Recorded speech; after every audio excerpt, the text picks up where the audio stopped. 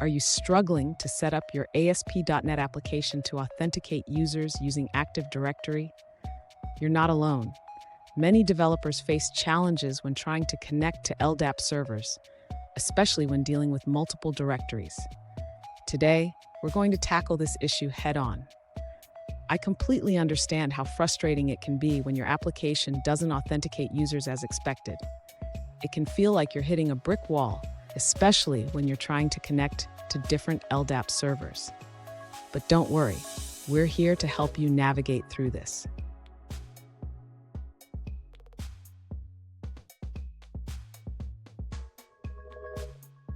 Here's the specific situation we're addressing.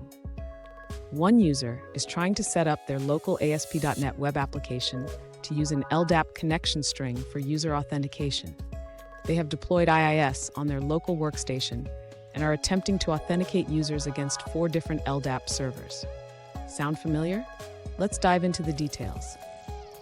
So, what could be causing the authentication issues?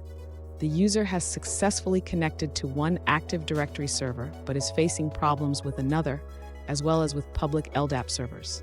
This could be due to various factors, including network configurations, security settings, or even incorrect connection strings. And stick around. By the end of this video, I will share some essential tips that can help you troubleshoot these issues effectively. First, let's address the issue with the second VPN Active Directory. The user should check if there are any firewall settings or security policies on the Active Directory server that might be blocking requests from their local IIS. It's also important to ensure that the correct ports are open for LDAP traffic. Next, the user should confirm that the LDAP connection string is correctly formatted and that the credentials provided have the necessary permissions to bind to the Active Directory. This includes checking the username and password for any typos. Now, regarding the public LDAP servers, the user should note that the Active Directory membership provider is specifically designed for Active Directory and may not work with LDAP version 3 servers. Instead, the user might need to implement a custom membership provider that supports LDAP v3. Finally, the user should test the connection to the public LDAP servers using an LDAP browser to ensure that the connection details are correct.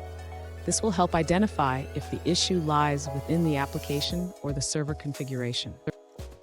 Fun fact, did you know that LDAP stands for Lightweight Directory Access Protocol?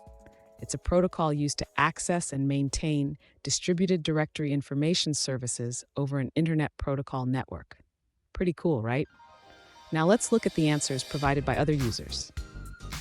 An alternative approach suggested by another user is to change your application pool identity to a service account that has access to Active Directory. This could help resolve authentication issues. Here's a pro tip.